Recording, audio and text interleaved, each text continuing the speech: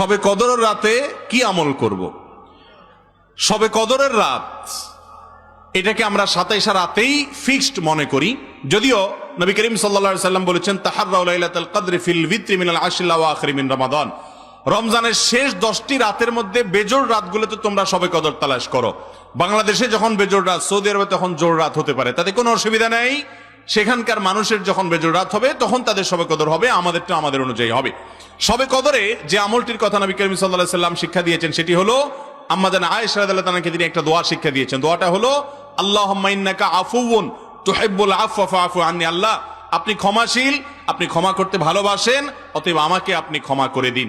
এছাড়া শবে কদরে আপনি নামাজ পড়বেন, দোয়া করবেন, কোরআন তেলাওয়াত করবেন, জিকির আজকার করবেন, তাসবিহ তাহলিল করবেন, রাত জেগে থাকবেন, আল্লাহর কাছে কান্নাকাটি করবেন, এই কাজগুলো আপনি করবেন। তবে বিশেষ আমল এটা যে আল্লাহুম্মা ইন্নাকা আফুউন, হে আল্লাহ আপনি ক্ষমাশীল, তুহিব্বুল আফওয়া আপনি ক্ষমা করতে ভালোবাসেন, ফাআফু আন্নি অতএব আমাকে আপনি ক্ষমা করে দিন। এই দোয়াটা বেশি বেশি করে পড়বেন।